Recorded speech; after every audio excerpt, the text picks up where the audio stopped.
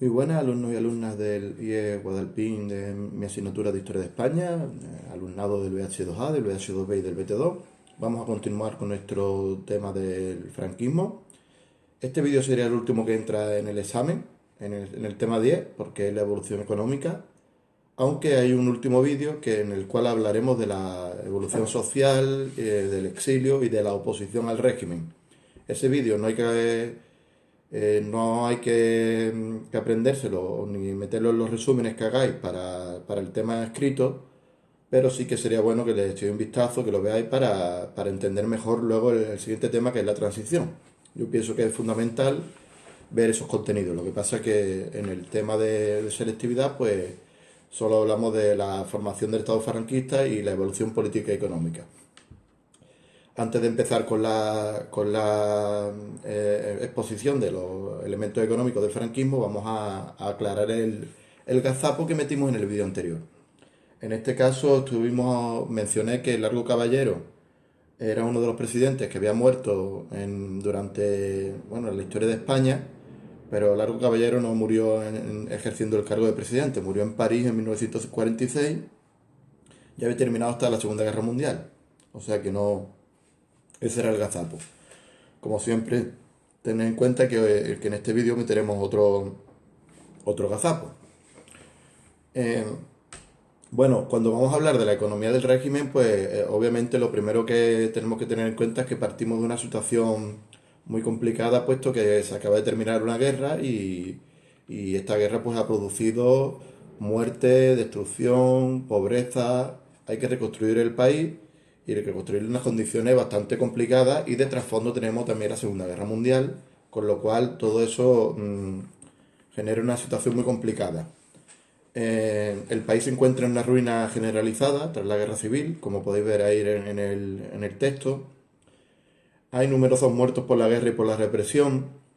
El tema de las víctimas varía mucho las cifras, pero bueno, está en torno a medio millón de muertos en total, en torno a los 350.000 exiliados. Hay autores que dicen que hay 250.000 que se fueron, medio millón, y que 250.000 regresaron, en fin. La cuestión es que en torno entre 250 y 500.000 españoles salieron de España y muchos de ellos no volvieron por miedo a la represión. Y luego tenemos 1,5 millones de heridos, y para acabar con las consecuencias sociales o demográficas habría que también contemplar todos los que no van a nacer. Ten en cuenta que en una guerra muere población en edad muy fértil, a lo mejor población entre los 18 y los 30 y tantos años. Mueren muchísimos hombres que esos ya no van a ser padres. Entonces las consecuencias demográficas no se quedan solo en su muerte, sino en lo que hubiera nacido de ellos haber continuado con su vida normal. También tenemos enormes áreas urbanas. Se habla que hay hasta 192 municipios entre pueblos y ciudades destrozados completamente. Bueno, prácticamente en todo el país hubo destrucción, pero se habla hasta de 192 lugares, no al nivel de Guernica, que fue reducido a cenizas, pero sí con importantes daños. Las carreteras y las líneas ferroviarias quedaron inservibles. Luego el ferrocarril se va a reconstruir y se va a nacionalizar, se va a crear lo que es Renfe. Graves daños también las centrales eléctricas. Os recuerdo que cuando estuvimos hablando al principio, creo que fue el tema anterior, claro, de que la guerra civil fue una guerra estratégica que anticipó muchas prácticas de la Segunda Guerra Mundial. Una de ellas era atacar lugares donde se pudiera el enemigo suministrar energía o donde se pudiera comunicar. Eran dos lugares estratégicos de ataque normalmente. Se había reducido considerablemente la superficie sembrada. Entonces, más allá de que tengan un rendimiento mejor o peor la tierra, es que directamente si cultivas menos cantidad de tierra vas a tener menos rendimiento. Y en cuanto a la ganadería, pues fijaros cómo, por ejemplo, el número de caballos se redujo a la mitad y el número de ganado bovino o de las mulas a una cuarta parte. Es una barbaridad, una reducción muy, muy drástica de la ganadería en España. Estos años primero de autarquía. La autarquía, hay que explicar que es un modelo económico que se cierra en sí mismo y que reduce al mínimo la dependencia del exterior, puesto que no tiene ni exportaciones ni importaciones. Ahora hablaremos más detenidamente de ella, pero otra de las consecuencias de la guerra es que se ha perdido las divisas.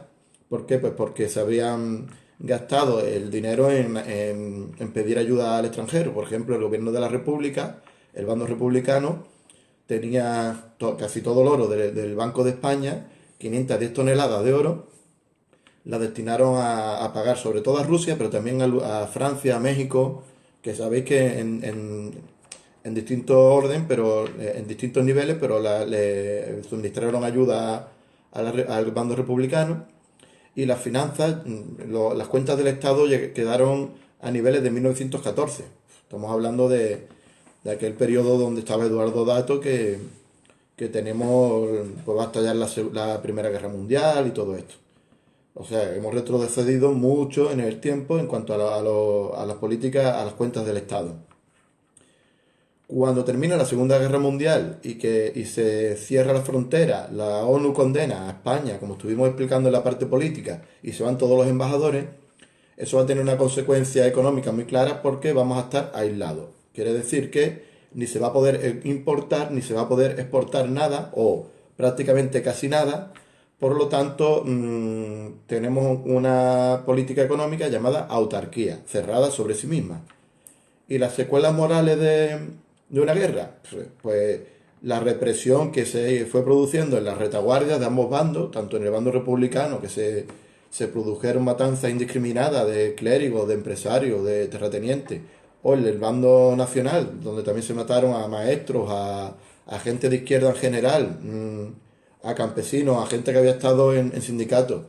Esta represión, pues claro, obviamente los que han perdido, que son los republicanos, la paralizan, ya no tienen poder para hacerla, pero en el bando nacional va a continuar durante la dictadura, sobre todo en los primeros años, los años 40, va a ser una represión muy feroz. El estado de guerra no se va a levantar hasta principios de los 50. ¿Y eso qué supone? Que no se levante el estado de guerra. Pues supone que te pueden juzgar por un tribunal militar y condenarte a muerte muy rápidamente. No tiene nada que ver con un tribunal civil. Se produce encarcelamiento de mucha gente que se le acusa de haber apoyado a la República y depuraciones en las empresas, depuraciones en todos los cuerpos del Estado, en el profesorado, en la judicatura, en la policía, en la Guardia Civil. Cuando no, marginación social, a las mujeres que habían apoyado a la República se las raparon, tenían mi look, esto no es una broma, las criaturas fueron rapadas para ser señaladas y algunos pues tuvieron que partir al exilio, que lo veremos en el siguiente vídeo. Pero bueno, todo esto, en este apartado de economía, pero menciono todas estas cosas porque obviamente todo el clima nos favorece a una prosperidad económica. El hambre va a ser la tónica general de esta primera etapa. De los años 40 se conoce en España como los años del hambre. La gente se comía lo que pillaba, se comía un perro, un caballo o lo que pillaran. Y va a ser los años también que se dé la cartilla de racionamiento. El Estado le daba a cada familia una cartilla con una cantidad de alimentos que tienen que ir recogiendo normalmente semanalmente o a veces diariamente, depende, pero una cartilla donde claramente tenían una ración equitativa para cada una de las familias. Y, y no se recupera la economía hasta avanzada la década de los 50. La cartilla va a estar funcionando hasta los años, hasta el 52, 53 más o menos, va a estar funcionando la cartilla de racionamiento. También existían los llamados comedores. Había grandes comedores en los cuales iba la gente a comer en masa para, a lo mejor una vez al día, para paliar un poco el hambre. Aún así, esta cartilla tiene una cantidad mínima de alimentos y había que recurrir a otras cosas como el mercado negro. Fijaros en las cifras, esto obviamente no hace falta que lo aprendáis, pero simplemente para ver el impacto de lo que sería el bajón económico. La producción agrícola se reduce en un 20%, la producción industrial en un 30%, un tercio menos de industria, la renta nacional disminuye muchísimo y la renta per cápita también. Es decir, la renta per cápita, fijaros qué descenso, es el dinero que tiene cada una de las personas en general. A ver, no es que tenga todo el mundo la misma cantidad, sino la media de riqueza por persona en España era de 1.033 pesetas en el año 35, 740 pesetas en el año 39, justo después de la guerra. ¿Qué objetivo se marca entonces Franco tras la guerra? Pues la reconstrucción del país. Y el modelo que tiene que llevar a cabo, como os digo, debido a la situación internacional, no queda otra que practicar la autarquía. Es un nacionalismo económico muy proteccionista, tiene mucho de comunismo, aunque eso cualquiera le decía a Franco que estaba haciendo cosas comunistas, pero tiene mucho de comunismo también este modelo, porque por ejemplo tiene un intervencionismo estatal muy fuerte. Nacionalización de fábricas, poner los precios del Estado, una planificación de la economía por parte del Estado, todo esto son rasgos propios del modelo comunista económico comunista, pero bueno, no es exclusivo y Franco lo llevó a cabo. Eh, el objetivo era el grado de autoabastecimiento mayor que se pudiera alcanzar para no depender nada del exterior. ¿No? Cuanto más podamos autoabastecernos en energía, en alimentos, en materia prima, en productos elaborados, cuanto más fabricásemos o produjésemos dentro del país, menos habría que comprar al exterior, menos dependencia en mitad de este sufrimiento de aislamiento que se está viviendo.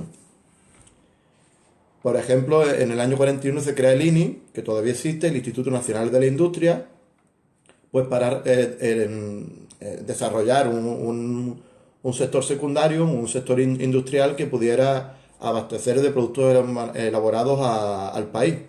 En este momento, pues, por ejemplo, se crean fábricas de aluminio, fábricas siderúrgicas como Ensidesa, refinerías de petróleo como Kansa, se nacionalizan, es decir, el Estado coge empresas privadas y las convierte en estatales, como por ejemplo Telefónica o Iberia. El transporte aéreo se crea en este momento Iberia, también se crea Renfe, muchas explotaciones mineras también van a formar parte del Estado y se emprende una serie de obras públicas para intentar también, por un lado, reconstruir el país, que es necesario, y por otro, pues dar trabajo a la población y un poco ir saliendo poco a poco de la crisis. Los resultados son más bien mediocres. No tenemos aquí que juzgar si eran más acertados o menos, porque no sabemos en qué situación exactamente hasta qué punto España podía tomar otra alternativa, pero sí que podemos valorar los resultados que se produjeron. Pues, por ejemplo, como el Estado intervenía en la economía, una de las cosas que hacía, acordaros del Foro del Trabajo, que es una de las leyes fundamentales, era fijar los salarios. Estos salarios estaban congelados, no subían, y en cambio los beneficios de las empresas sí que fueron subiendo, tímidamente, pero fueron subiendo. Entonces, esa diferencia no se reflejó en los salarios de la población, pero sí en los beneficios de los empresarios, y algunos de ellos se beneficiaron de esta reconstrucción del país. Es una época en la que unos pocos empresarios cercanos a Franco se van a enriquecer, van a montar auténticas fortunas. En cuanto a la agricultura, pues se produjo un descenso de la producción, como habéis visto, un 20% menos de producción. La reforma agraria obviamente quedó paralizada durante la guerra y al inicio del franquismo. La reforma agraria era cosa de la Segunda República, eso quedó totalmente paralizada. ¿Qué provoca que se paralice esta reforma agraria? Pues que en el sur, lejos de reducir el número de jornaleros, que era uno de los objetivos de esta reforma, que era la de crear pequeños propietarios, pues lejos de ese objetivo lo que hizo fue que se aumentó el número de jornaleros. Y en el norte se siguió con el minifundismo, siguen existiendo los pequeños propietarios, pero la productividad de una pequeña parcela era muy baja. Luego también hay años de sequía que no van a ayudar a la agricultura, desde luego. Luego se van a construir pantanos que van a paliar un poco este contratiempo, pero la durísima sequía sería un clásico argumento de Franco cuando venía un año malo en la economía. Franco daba cada año un discurso, un balance de la evolución social, política, etcétera. Obviamente siempre hablaba muy bien del país, de la prosperidad, pero si había algún año en que era muy evidente que las cosas iban mal, pues él tenía claro que si el año había sido de poca lluvia, le echaba la culpa de la mala economía a la pertinaz sequía, y si había llovido mucho, había inundaciones o algo, a las contumaces lluvias. Era clásico de Franco utilizar en su discurso las contumaces lluvias o la pertinaz sequía según el año. Aparte de los rendimientos bajos y la superficie cultivada, como decía, era inferior a la época de la República, pues en total se traduce en menos rendimiento. menos superficie, menos medio, al final, peor rendimiento en la agricultura, por lo menos por ahora. Os mencionaba antes, la cartilla de racionamiento se va a mantener hasta el año 1952. Además, también se va a crear el Servicio Nacional del Trigo, que va a ser un organismo estatal que controle la producción agrícola. ¿Qué hace este Servicio Nacional del Trigo? Fijar los precios de mercado de los cereales y las legumbres, pero obligar a a todos los agricultores a venderle la totalidad, o prácticamente la totalidad, porque creo que una parte no, pero prácticamente la totalidad de la producción al Estado. Y el Estado se lo compraba a precio muy bajo. ¿Qué pasa? Pues que había gente que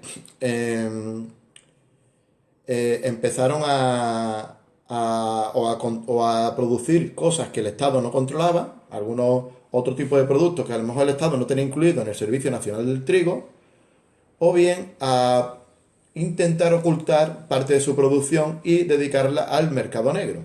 Os recuerdo que en España tenemos un acrónimo, ya sabéis, una palabra que se deriva nueva. Bueno, hoy en día, por ejemplo, un acrónimo sería cuando están hablando todo el tiempo en la tele del coronavirus y sale los coronabonos, los corona esto, los corona lo otro. Todo ese prefijo corona se ha convertido en un acrónimo, una palabra nueva, ¿no? Bueno, pues nosotros hicimos la de extraperlo por aquel escándalo que hubo durante la Segunda República de las ruletas, porque las ruletas se llamaban Extraperl, porque eran de dos empresarios, Strauss y Perl, y acordaros que le costó el puesto a Manuel Azaña, que se hizo una investigación porque estaban las ruletas trucadas, se descubrió que era por parte que era porque el Estado o el gobierno estaba metido en ese fraude y que acabó siendo, más allá de un escándalo puntual, que como digo le costó el puesto a Manuel Azaña, también fue una, una forma nueva de llamar al mercado negro o al contrabando. Entonces el extraperlo va a ser una cosa habitual, sobre todo en los primeros años de la dictadura, puesto que el Estado te quitaba casi todo, o bueno, te confiscaba casi toda la producción y la gente quería ganar dinero, por lo tanto ocultaba parte de ella, con un riesgo no pequeño, porque las sanciones eran muy duras, pero la gente pues intentaba en el mercado negro ganar un extra que no era posible ganar de otra manera. Los resultados de la política autárquica son mediocres. Hay expertos que la defienden porque dicen que no había otro remedio en este contexto internacional y que España había que reconstruirla de alguna manera.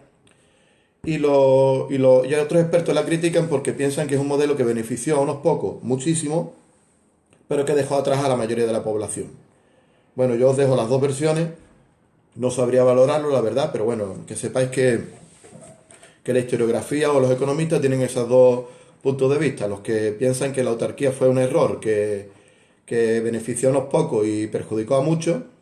Y los que piensan que, bueno, que dentro de que admiten que los resultados fueron bastante mediocres, piensan que no había otra solución en este contexto de aislamiento económico y político que se produjo por parte de las potencias occidentales hacia España. Bueno, igual que hemos estudiado cuatro etapas de la política, aquí vamos a estudiar prácticamente las mismas, solo que la última, la crisis final, no la vamos a ver. La crisis política final del 73 al 75, nosotros la metemos en la tercera etapa de la evolución económica. Entonces, hemos visto los años 40 hasta principios de los 50, 51, 52, hemos visto la autarquía y a partir del año 52 vamos a ver una especie de aperturismo. Un poquito se va liberalizando la economía. Igual que se empezaron a hacer relaciones con el Vaticano, con Estados Unidos, a ser aceptado a nivel internacional en la ONU. Al mismo tiempo que se va abriendo políticamente el país, se va flexibilizando económicamente. Se establece cierto liberalismo económico. No confundiros la expresión liberalismo económico con libertades. Aquí en España no había ningún tipo de libertades democráticas ni nada que se le pareciera.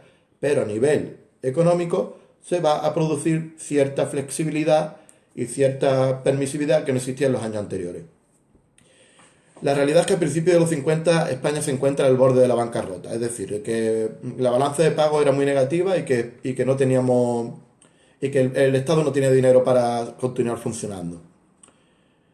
Lo bueno que se produce el fin del bloqueo diplomático y eso abre el horizonte a establecer relaciones comerciales con el resto de países. Y en los ministerios van a ir entrando gente que tiene una mentalidad también en cuanto a economía más liberal. Por ejemplo, se van a liberar los precios, van a permitir que no, el Estado va a dejar de fijar los precios de los productos, sobre todo los productos agrícolas, a partir del año 52. También, pues que Franco ve que con la autarquía no se puede seguir y que hay que abrir la economía, ve que no hay más remedio, que si quieren continuar en el poder, ya hemos hablado de su capacidad para mantener a todas las familias del régimen con, con cierto margen de poder para que lo mantuvieran a él. Hemos visto cómo es capaz de buscarse la vida a nivel internacional para tener ciertos aliados que lo mantuvieran en el poder, pues a nivel económico también es capaz de adaptarse a los cambios y de establecer unas pautas que le permitan cierta prosperidad y que esta prosperidad supla la falta de libertades. A falta de libertades democráticas, vamos a proporcionar a los españoles al menos cierto bienestar económico y así podemos evitar la conflictividad. Esto no ocurre totalmente, pero ocurre de forma relativa. Pero, por ejemplo, en el mundo universitario, en el mundo obrero, en las fábricas, empieza a haber manifestaciones y huelgas. Va a haber 3 años en los cuales ya empiecen a haber cierta oposición al régimen. Esto no había habido en ningún momento en los años 40, o muy poca, muy tímida. Y ahora pues hay grandes huelgas en el 51, el 56, en el 58. A partir de finales de los 50, más allá de que estén en el gobierno algunos ministros que tienen una mentalidad más liberal, llegan también los tecnócratas, que es un perfil técnico, gente que tiene formación en arquitectura, en ingeniería, en economía, que han estudiado carreras relacionadas con las áreas que ahora van a dominar.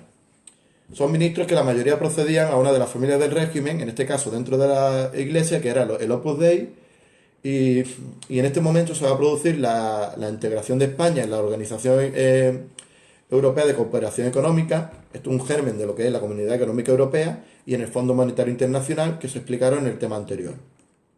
Y se implanta el plan de estabilización. El plan de estabilización es un plan del año 57, vamos a verlo, que, bueno, no sé si está explicado aquí Sí, un poco más adelante lo explicamos. Una serie de normas que intentan cambiar elementos en la economía. Tenemos el plan de estabilización y una vez que ese plan de estabilización termina, se hacen 3 planes de desarrollo. Ahora lo veremos. Eh, Consecuencia de este progresivo abandono de la autarquía. Hemos visto la autarquía y los resultados que fueron mediocres. Las consecuencias en esta segunda etapa de los años 50 es que se produce una recuperación de los niveles agrícolas al nivel de los años 30, de antes de la guerra. Esto se debe, por un lado, a que se ha mecanizado el campo, se ha producido una introducción de la maquinaria en el campo, con lo cual se aumenta la productividad y también del uso de fertilizantes. No solo que fertilizantes que aumenten el crecimiento de cultivos, sino también que eviten las plagas. Y se continúa el proteccionismo sobre los cereales, aunque el proteccionismo se había abierto en la mayoría de los productos del país, es decir, la intervención estatal a la hora de fijar los precios se había liberalizado, hay determinados cereales que siguen estando bajo el control estatal. Se establece una reforma agraria, quitaron de la cabeza la reforma agraria de la Segunda República, que era muy profunda, que cambiaba hasta el régimen de propiedad. La propiedad no se va a tocar, ni mucho menos, pero se van a hacer otras cosas como expandir el regadío, construcción de embalses para acumular agua en caso de sequía, tener una reserva, y se establece el plan de concentración parcelaria. ¿Qué es la concentración parcelaria? Pues favorecer que una empresa grande o un propietario grande pueda comprar empresas pequeñas y juntarlas todas bajo la misma escritura de propiedad. Es flexibilizar que las fincas pequeñas se junten y formen una más grande. Eso se hace a nivel administrativo, se simplifica a la hora de registrarlo y se favorece en definitiva, también con el tema de impuestos y tal, se favorece que las parcelas dejen de ser tan pequeñas, sobre todo en el norte, y empiecen a ser un poco más grandes porque se concentran varias pequeñas en una más grande. En cuanto al crecimiento industrial, se produce un enorme crecimiento. En esta época, España transforma prácticamente su economía a nivel industrial pues la producción se duplica, ni más ni menos, se produce el doble y esto produce, por un lado, mayor crecimiento económico, pero por otro lado, produce una mayor dependencia del exterior, puesto que la industria funciona la mayoría con electricidad y la electricidad se produce la mayoría con petróleo, con centrales térmicas que lo que hacen es quemar petróleo o quemar carbón para producir la electricidad. Pero también tenemos un mayor aprovechamiento de la energía hidroeléctrica. Conforme se iban construyendo pantanos, la imagen de Franco inaugurando un pantano es icónica. Conforme se van construyendo pantanos, en los propios pantanos se establecen también, aprovechando los saltos de agua y la fuerza del agua, se van construyendo energías centrales hidroeléctricas que producen electricidad a partir de la fuerza del agua. Bueno, no todo es crecimiento y prosperidad, porque por ejemplo ha aumentado la deuda con el exterior, se están produciendo dificultades tanto en las exportaciones como las importaciones, exportaciones e importaciones, y el turismo y la inversión que viene desde fuera todavía no es suficiente como para aliviar el déficit. Es decir, España todavía compra mucho fuera y vende poco.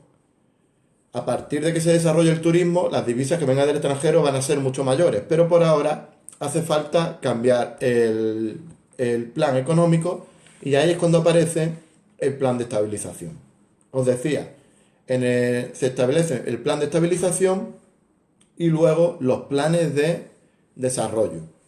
En el plan de estabilización es del año 59, antes creo que he dicho del 57,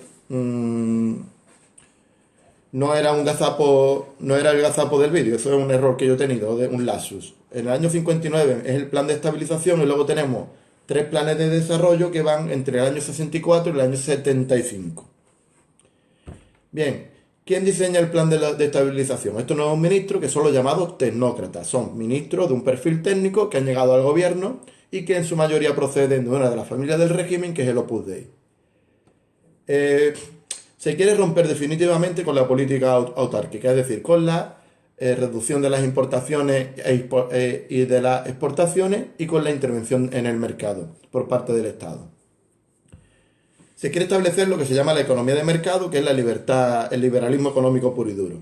¿Cómo? Favoreciendo las exportaciones, favoreciendo la llegada de turistas y favoreciendo la inversión extranjera, es decir, gente de fuera que invierta en España.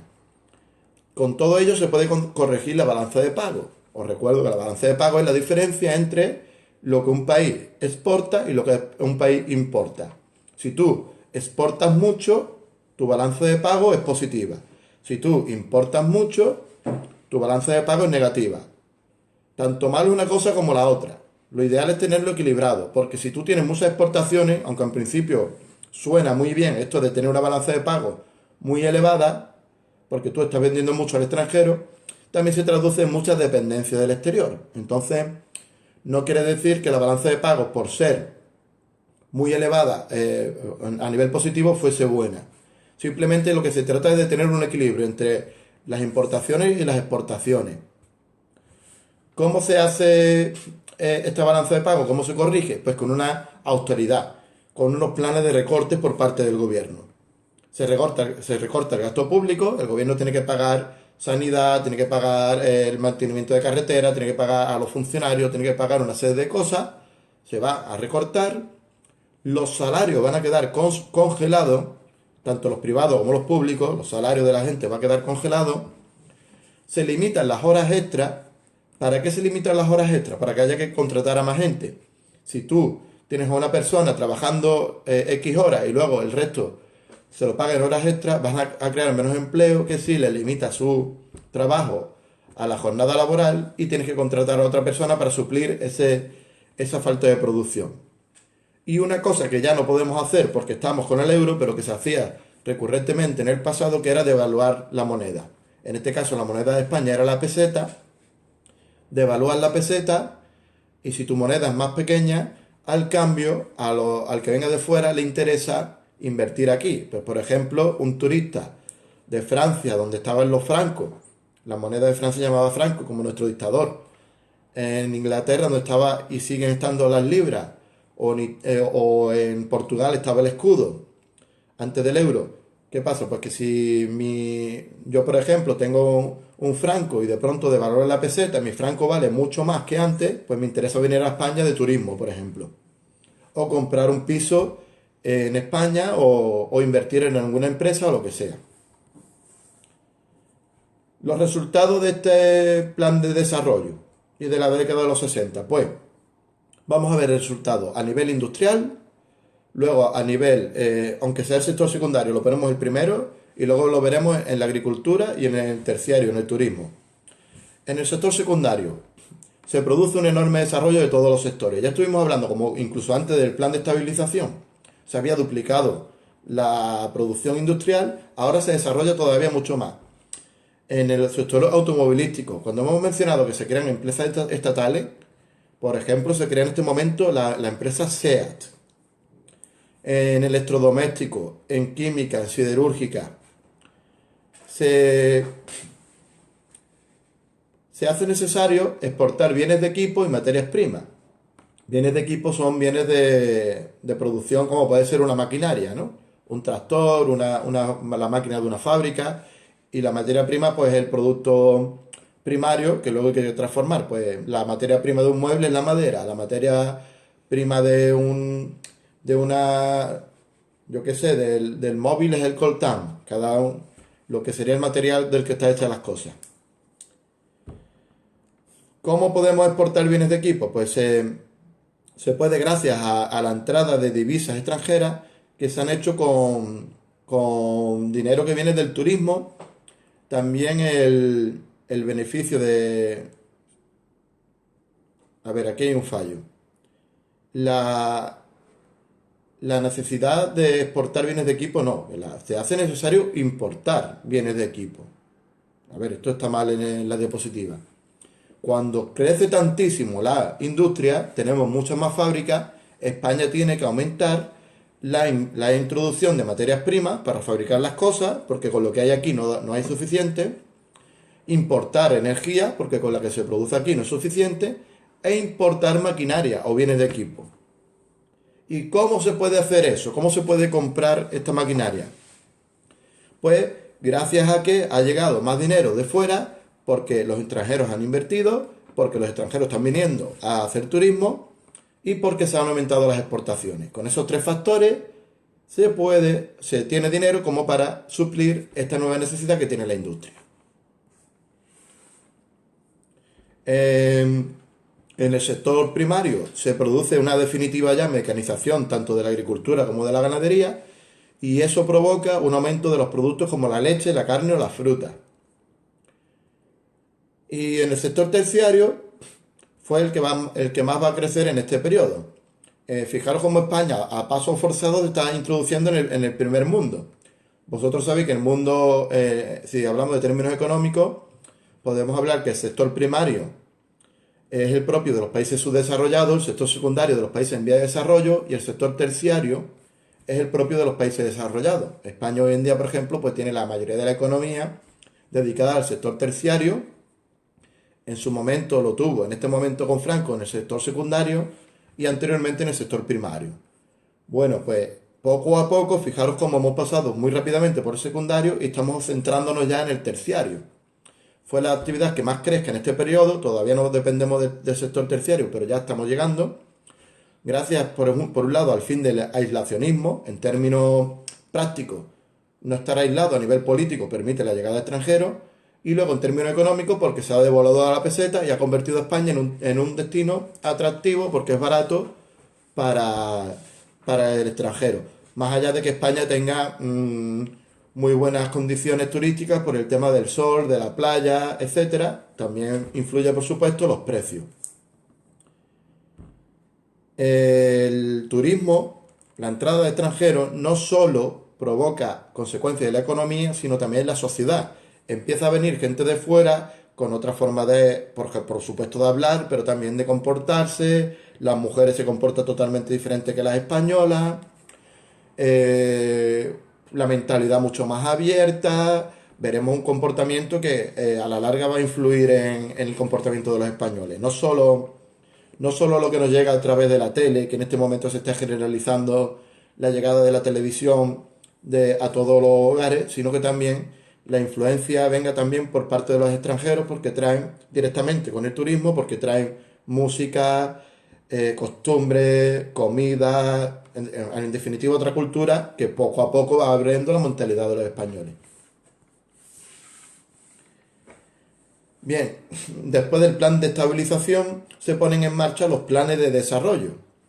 A partir del 64 y hasta el 75 tenemos diferentes planes, hasta tres, que los llevó a cabo el ministro Laureano López Rodó, y que era uno de los tecnócratas más significativos, y se trató de la creación de polos de desarrollo, es decir, crear en determinados lugares del país polígonos industriales donde se concentrara la industria, donde se concentrara toda la producción. Por ejemplo, para absorber toda una comarca que en ese momento se dedicaba a la agricultura, el campo ha sido mecanizado, esa mano de obra sobra en el campo, pasarla a la ciudad. Se mezcla un poco que sobra gente en el campo, que falta en las ciudades, y también que hay muchos expertos que dicen, no sin razón, que aunque las condiciones laborales de la industria no eran óptimas ni mucho menos, ganaban más dinero que en el campo y al final la gente se iba a la ciudad a trabajar, aunque fueran unas condiciones lamentables, iban buscando también un mejor salario. Entonces tenemos polos de desarrollo en Burgos, en Valladolid y en Zaragoza, en diferentes lugares donde se concentra esta producción y estas ciudades van a crecer. España se convierte en la 10ª potencia industrial la 10ª potencia del mundo a nivel industrial, y este reparto o este aumento no se va a producir de forma equitativa. No quiere decir que todos los españoles se enriquezcan en este periodo. ¿Quién se va a beneficiar? Pues como siempre los grandes. La banca que va a invertir, los grandes bancos y los grandes grupos industriales. ¿Quién va a salir perjudicado o al menos no va a salir beneficiado de todo esto? Los asalariados, los jornaleros, los campesinos, que como digo, muchos se ven obligados a pasar a la ciudad, otros van porque quieren, la verdad, pero muchos se ven obligados porque se han quedado sin trabajo en el campo a irse a las ciudades, y que muchos se van a ver obligados a emigrar. Se va a producir, aunque lo explicaremos mejor en el tema, en el siguiente vídeo de la sociedad, pero se ven obligados a emigrar de tres maneras: de las zonas rurales a las zonas industriales, del interior a la costa. Estas dos maneras son de forma interna, a donde hay trabajo. ¿Dónde hay trabajo en este periodo? En la industria y en el turismo. Pues la gente pasa del campo a la ciudad y del interior a la costa. Y luego una segunda emigración a Europa. Los españoles no tienen trabajo, en Europa hace falta mano de obra, y entonces los españoles se van a ir a Alemania, Suiza, Bélgica, Holanda, Francia. Holanda es Países Bajos, Holanda es solo una región, lo correcto es decir Países Bajos, que es el país. Y esta gente gana dinero en estos países de destino, pero lo mandan las divisas a España. El dinero que ganan en Francia o en Alemania lo mandan a su familia, la mayoría lo mandan a su familia a España. Aquí tenéis arriba a la izquierda a Laureano López Rodó, el que llevó a cabo los planes de estabilización y desarrollo, y abajo tenéis a Manuel Fraga, que era el ministro de Turismo, también de Información, y una de las fotos icónicas del franquismo es bueno, esto en realidad es un vídeo, lo podéis buscar por ahí, es que hubo un accidente nuclear en Palomares. Palomares es una playa que hay en Almería. Hubo un accidente que chocaron dos aviones de Estados Unidos haciendo maniobras, tuvieron un accidente y cayeron varias bombas con residuos nucleares, que ahora mismo no sé exactamente lo que eran, pero la cuestión es que podían ser radioactivos, como lo son, se demostró que lo son, pero la cuestión es que se produjo miedo, perdón, a veranear por Almería y por la costa española en general. Y para demostrar que no era tal el peligro, Fraga y el que está a su izquierda, el que está también levantando la mano, es el embajador de Estados Unidos en España, se fueron para que las cámaras lo grabaran, se fueron y se bañaron en la playa de Palomares, como dando a entender que, bueno, se me había cortado el vídeo por esta parte, os decía que, bueno, que simplemente era para ahuyentar el miedo de los turistas a ir a la playa de Almería, a las playas almerienses o en general a las playas españolas. Y bueno, decir que bueno, que realmente si hay contaminación y todavía hay áreas restringidas donde no se puede construir y que aquello sigue, aunque el Estado dijo que no había ningún tipo de peligro, la realidad es que sí lo había. Y aquello todavía sigue siendo radioactivo. Bueno, finalmente hay que hablar de una consecuencia negativa que se produce con estos planes de estabilización y de desarrollo es el desequilibrio regional. Es decir, España, igual que hemos comentado que a nivel social no se desarrolla al mismo nivel o de la misma manera, que se benefician unos pocos en la élite, pero que la mayoría de la población no resulta especialmente beneficiada, pasa algo parecido con los territorios. Quiere decir, aquellos lugares donde se concentró la industria o donde se concentró el turismo crecieron enormemente. En estas épocas, por ejemplo, es cuando crezca de forma muy exponencial Marbella. Podéis mirarlo porque es la época en la cual se establece todo el tema del turismo. ¿Y qué pasó? Pues que regiones donde se había concentrado la industria, como Cataluña, País Vasco, Madrid, crecen enormemente. También lugares donde la actividad turística se ha concentrado, como el Mediterráneo o los dos archipiélagos, Canarias y Baleares. Y en cambio el retroceso se va a producir, por ejemplo, en las dos Castillas, tanto Castilla-León como Castilla-La Mancha. En aquel momento se llamaba Castilla la Nueva, Castilla la Vieja, pero bueno, el territorio que hoy en día son esos. O regiones como Aragón y Extremadura van a sufrir un retroceso demográfico, económico, porque la gente se va a ir a trabajar a estos sitios donde tienen mayores oportunidades. Bueno, con esto terminaríamos el tema de la economía, el apartado de la economía y el tema en sí. Podéis plantearos el tema de diferentes maneras. Una de las opciones es